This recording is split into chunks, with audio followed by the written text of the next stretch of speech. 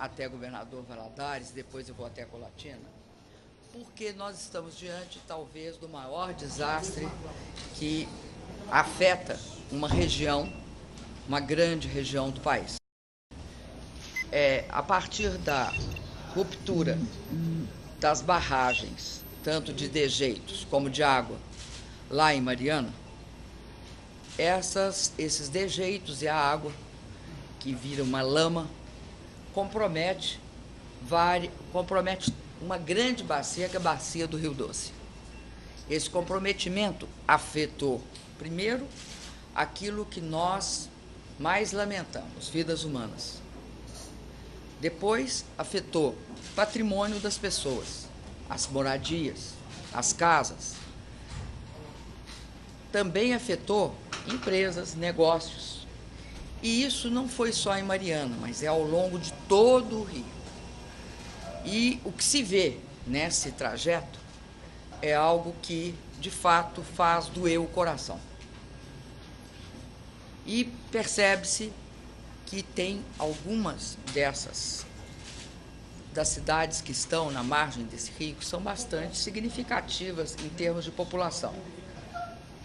E aí é importante a gente constatar que afeta também pequenas comunidades, afeta fazendas e afeta cidades da proporção dessa que é Governador Valadares. E afeta de uma forma muito drástica, que é a falta de água, porque os seres humanos sempre procuraram colocar suas cidades na beira dos rios, porque rio é vida, nós precisamos de água antes de qualquer coisa. Então, a grande preocupação, além com as perdas humanas, é com essa questão do abastecimento e da dessedentação humana, que é a coisa prioritária. Então, nós estamos aqui, junto com o governador de Minas Gerais, parceiro da primeira hora, o governador do Espírito Santo, Fernando Pimentel, de Minas Gerais, Paulo Artung, do Espírito Santo, ambos parceiros da primeira hora, e nós estamos empenhados em, primeiro, responsabilizar quem tem de ser responsável. Quem é o responsável? É uma empresa privada, Samarco, uma empresa grande, que tem como sócios a Vale do Rio Doce, ou seja, a Vale, não chama mais Vale do Rio Doce, e a BHP Billiton. As empresas, elas têm de ser responsabilizadas por várias coisas. Primeiro, pelo atendimento emergencial da população. Segundo, pela busca de soluções mais estáveis, mais perenes. E terceiro, pela reconstrução e pela capacidade de resolver os problemas da vida de cada um afetado por esse desastre. Mas também tem uma outra questão, que é a questão que diz respeito ao fato de que várias legislações, e eu posso falar pela federal, foram na verdade, descumpridas, né?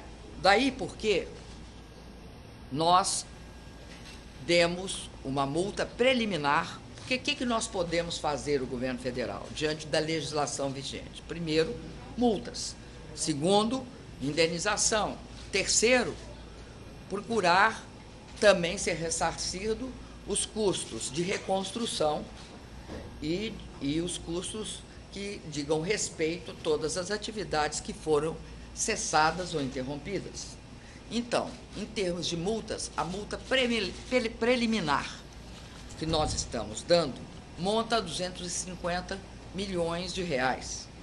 Esta multa preliminar é por dano ao meio ambiente, em especial o comprometimento da bacia hidrográfica.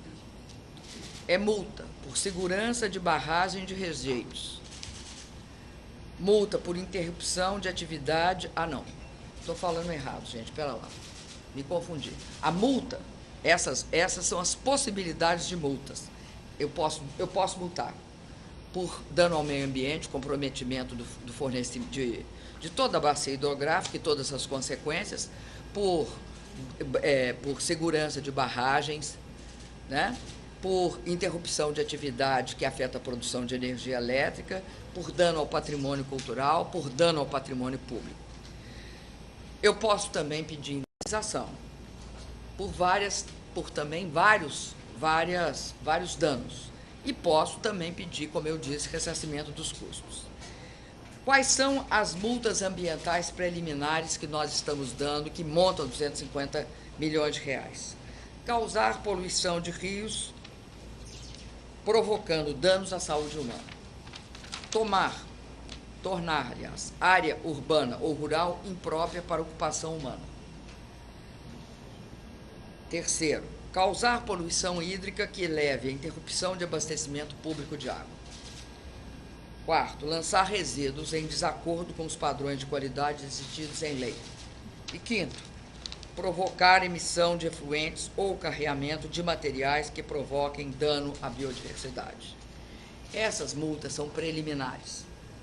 Poderão ainda ser contempladas vários outros tipos de multa, mas, além disso, tem indenizações, tanto à União quanto aos estados, Estado de Minas Gerais, Estado do Espírito Santo, quanto às prefeituras, quanto às comunidades e também às pessoas.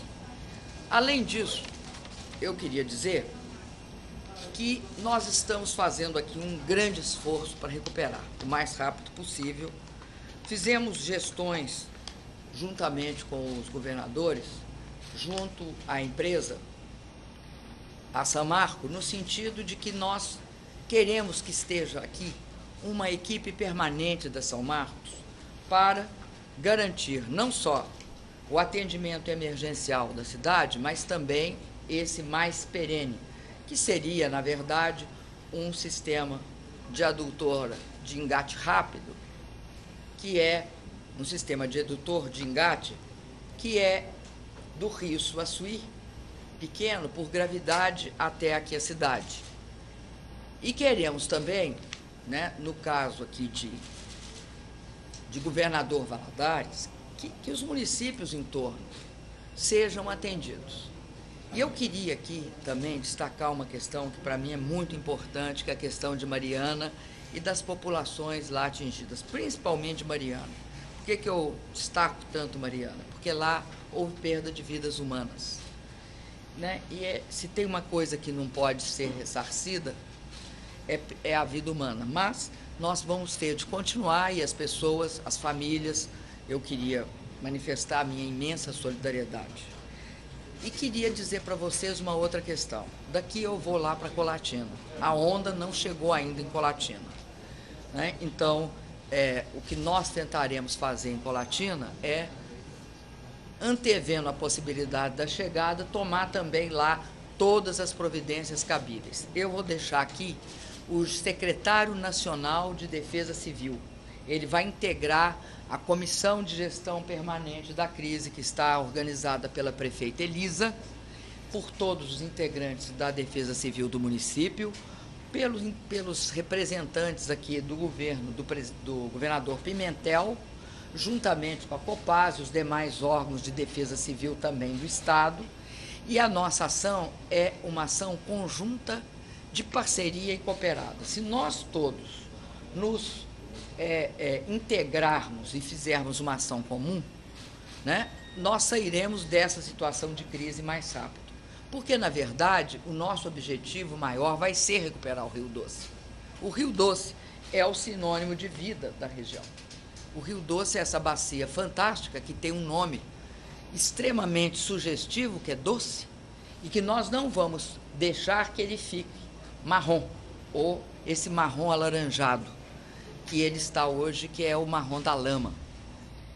E eu quero dizer para vocês que faremos o possível e o impossível para que nós sejamos capazes de recuperar esse rio, porque ele é sinônimo de condições de vida humana. É por causa desse rio que nós podemos ocupar essa região. É por causa desse rio que vocês têm a riqueza que têm aqui. Então, ele também tem de ser um dos nossos grandes objetivos, e queria dizer que nós vamos estar aqui juntos com vocês permanentemente. o nosso objetivo nessa hora tem de ser um objetivo de solidariedade. E acho que se tem uma característica marcante do povo brasileiro, em todos os... um país como o nosso, que é continental, tem muito desastre natural. E o que nós temos assistido é uma imensa solidariedade do povo brasileiro, uma imensa capacidade de ação conjunta diante da adversidade. Eu tenho certeza que aqui, mais uma vez, isso vai se manifestar. Então, eu agradeço a atenção de vocês. O governo vai cobrar dos presidentes das empresas da PHP, da Vale? Nós vamos cobrar das empresas. Nós vamos cobrar das empresas a multa. Dos presidentes das empresas, providências. Presidente, essa multa ela vai ser revertida para sanar as multas, elas são sempre revertidas. Elas são sempre revertidas para as associações. Todos nós podemos... Essa multa é do IBAMA. Essa que eu li, a do 250 bilhões, é do IBAMA. Bilhões não, milhões. E, além disso, é o seguinte, tem outras multas. Outros órgãos podem. Os estados podem cobrar. Né? Depende da legislação vigente. Você cobra multa baseada numa legislação. A multa é uma punição por ter cometido um crime. A indenização é um ressarcimento pelo tamanho do crime. E a reconstrução é pelo fato concreto e específico. Presidente, assim como a gente entende, né, a questão da multa, todo mundo está preocupado com a multa, nós até perguntamos ontem para o governador, durante a coletiva ontem, mas quem está aqui, ou pelo menos a maioria das pessoas, vai embora, os nossos colegas jornalistas, inclusive. Mas quem fica quer saber prazo para normalizar o abastecimento de água. Nós perguntamos isso ao governador, ele não soube responder, porque hoje é um... Eu vou te dizer como é que nós trabalhamos. Nós achamos o seguinte, o prazo para restabelecer o abastecimento de água é ontem. Num desastre, você trabalha com o prazo de ontem. Por que o de ontem? Porque eu estou te respondendo assim. Porque as pessoas não podem viver sem água. Então, o que nós fazemos? Nós chamamos aqui a empresa, dissemos para a empresa, nós temos aqui um problema de duas ordens. Porque um problema de abastecimento de água é logístico. Eu não posso botar 6 mil caminhões dentro dessa cidade operando carro-pipa. Não tem como, não tem estrutura para aguentar. Mas nós podemos trazer via trem água e abastecer de forma aí maior o local. Necessariamente pagará a Samarco. Necessariamente, ela terá de pagar. Além disso, você tem de buscar todos os meios emergenciais possíveis, todos. Tem aqui um problema, nós temos um problema de abastecimento de água, ou seja, de acesso ao manancial, porque o manancial está comprometido, então, temos um problema de acesso ao manancial, temos um problema de logística. É resolver isso que é a tarefa da... Por que é que eu deixo aqui um general? O general da Secretaria Nacional de Defesa Civil, porque ele vai tentar operacionalizar tudo isso junto com as empresas, junto com o secretário estadual de Defesa Civil, junto com toda a equipe da prefeita e com a comunidade.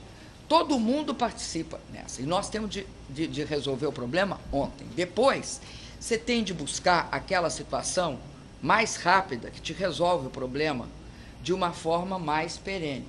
Por isso que eu falei na adutora de engate rápido. O que é essa adutora de engate? É um processo que se usa no Nordeste brasileiro, assim como o carro-pipa. O que nós usamos no Nordeste? Nós fazemos a adutora mais rápida, porque você não tem de fazer toda a construção, ela é superficial, você faz um engate, tira a água de lá e coloca a água em algum armazenamento aqui. O general vai tentar todas as formas de armazenar água para dar garantia de acesso à população. A prioridade é água. A prioridade aqui em Governador é água. Lá em Mariana não é água. Lá em Mariana é resgate de vidas humanas, porque ainda tem pessoas que podem estar submersas naquele mar de lama. Então depende da cidade. Tá? Depende. Última pergunta, por favor. Sobre o Espírito Santo, presidente. Quer? Diante de milhões milhões de reais que estão sendo... Espírito Santo eu vou responder lá no Espírito Santo. Para poder pagar essas multas todas, essas empresas que evidentemente ressarcirão toda a população dos governos. Por que não o governo federal já exigir, porque nós temos ainda 700 barreiras em Minas Gerais, por que não já exigir um plano emergencial de contenção dessas outras barreiras, utilizando todo esse valor, já que tem esse valor para isso? Meu querido, é o seguinte, as 700 barragens que se tem aqui em Minas Gerais e que têm de ser todas avaliadas, elas não dizem respeito a este caso. Cada caso tem aí um responsável. Os responsáveis têm de ser chamados e eles avaliarão. Uma coisa é uma coisa, outra coisa é outra coisa. Por que a senhora não usa o Exército Brasileiro para a captação dessa água com mais agilidade para o governador Valadares, que nós estamos sem água já? Meu querido, o Exército Brasileiro está mobilizado para isso. O general está aqui, nós vamos trazer os carros-pipas do Exército para cá e estamos fazendo isso. Aliás, eu não sei se vocês sabem, mas hoje, dentro do governo federal, quem é responsável por carro-pipa é o Exército Brasileiro. Nós não contratamos, a não ser através do Exército, o que tem nos evitado bastante de sabores. Gente, muito obrigado.